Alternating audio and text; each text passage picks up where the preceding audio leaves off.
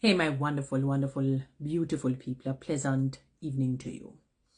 All right, on a very serious note and quite a very disheartening one, I noticed it said, I saw on I think it's the online Gleaner Observer, one of the two, or maybe Star, I don't even remember. But one of the news media networks, and it stated that an ex-firefighter went on the transport center on that high-rise building looking thing, or that iron bar, whatever you want to call it, rail, with some sort of, I don't know if it said live wires, but wires in his hands. I suppose I don't know if he's obviously trying to commit suicide, or stating that is what he's going to do. Obviously, if he's going up there, something would have to be psychologically wrong or mentally challenging with the fellow. And I wondered if it was the same man from the last. I need to get back to the article.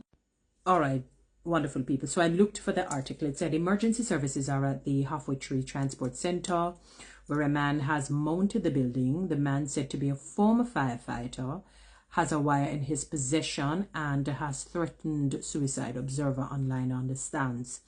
The incident has resulted in a huge crowd gathered around the St. Andrew landmark, as well as a building up of traffic in the area. The man has reportedly requested to speak with members of the media.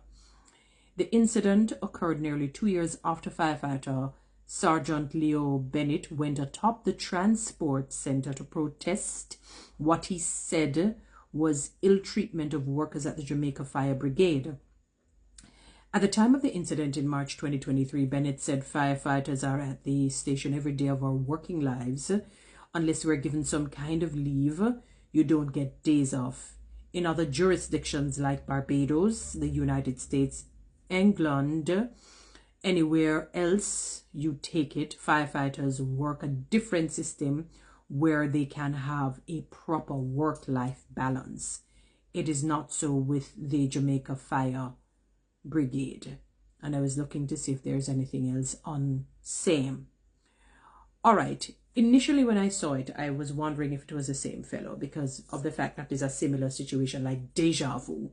You wonder if it's, lightning struck at the same place.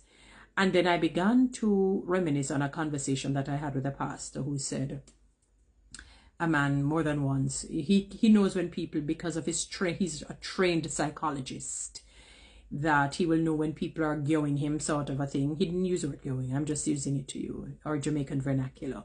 When they're trying to trick him, dupe him, bamboozle him. And he said, sometimes they will come in his office with a rope, throw down on his desk, I'm going to commit suicide. And he says, stop your rubbish, you're not doing that. Or no, he said he will say to them, say a guango tree over there, guango jump off. And they may say, what? The pastor said, no, because he knows that it's a general ship. And then the man will then say, boy, pastor, you figure me out, easy, all right, I need such and such. So that came to my mind, and I said, I hope it is not a case, because nowadays you don't even know what is true from what is false. You have to use the laws of induction, getting or amassing all the information, then using the laws of deduction. You reduce it and you probe and you look and you say, it's sort of used like a Solomon's theory, or Solomon's theorem practice. When the two women came to say the baby was theirs, when the general one baby had died and she took the other one's baby. And he said, all right, for me to know, I'm going to cut the baby in half. And the general mother, said, yeah, man, yes. And the good one, the real mother, said, no, I'd rather you give her the baby than to basically unalive my baby. And he said, I know that you're the real one. So I wondered, so I'm using the laws of induction amassing. So I'm wondering, I started to think of the man where the pastor said, the guango tree, the guango jump up. Obviously, he's not telling him to do that. He's using psychology on him, to get the truth. And the truth came to the fore. He really was not trying to do that. Okay. What kind of bothered me a little bit with this one, I guess maybe he figured he would not have gotten any attention. So what do? Follow suit with what your predecessor did, the Sergeant Bennett man.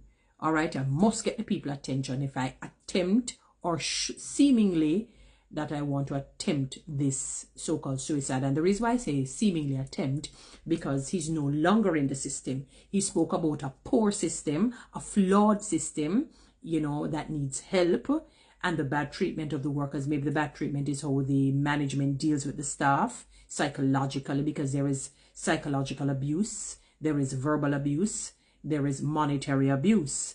You know, it can be physical, you know, hopefully. That's another story. And so we're going to rule out that it's not a trickery. But I don't know if I necessarily think he really was going to jump off. And the reason why I say this, I say that he's out of the system now, because it said former firefighter. Maybe he figured that I need to get the information about the poor service, the poor treatment of the Jamaica Fire Brigade. So what can I do? If I just get up and speak, it might just go, you know, it might not go viral. People just say, oh, he's just belly aching because he's no longer there. Probably, what is the strongest way to get the people's attention by doing this? I'm not saying that he's also not, because people who have literally committed that very unfortunate, very sad and heart-wrenching, heartbreaking act, I'm sure oftentimes, studies probably show that oftentimes they would have attempted before. Maybe it's to see how far they can actually carry it out. If they're fearful of doing it, if they realize if there's no more fear factor.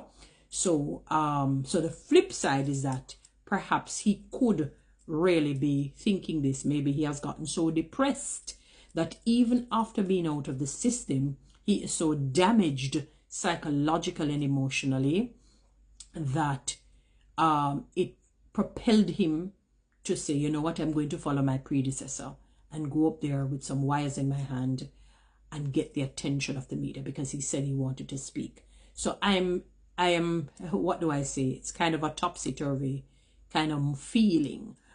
A psychologist would be best able to explain to us if really and truly this man was suicidal, and or is it a case where he needed to get the attention and he had to just find almost any means necessary. Either way, the reality is that a lot of people are devastated. A lot of people are broken.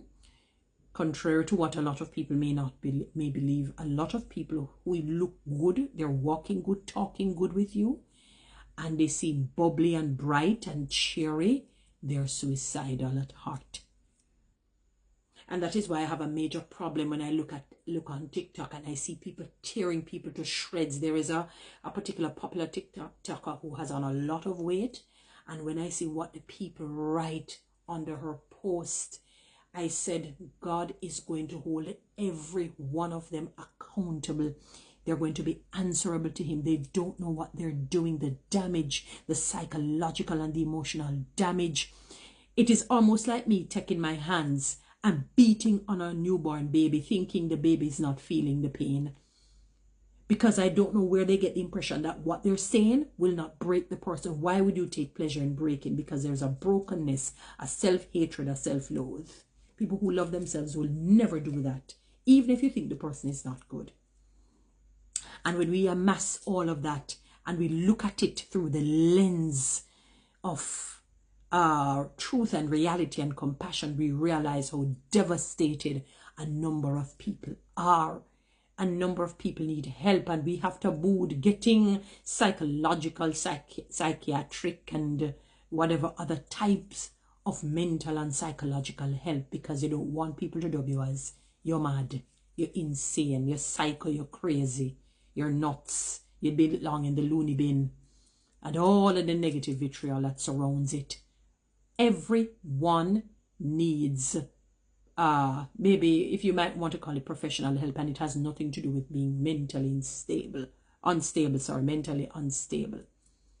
It has nothing to do with that. It has to do with being able to balance your work, your work life and your personal life, and live a wholesome way. So I pray that that man gets help, because there has to be something wrong either way. whether he's suicidal, yes or no. Anyway, guys, you know what to do. Read TikTok and YouTube. Subscribe. Give me one of those lions. Please have a great evening.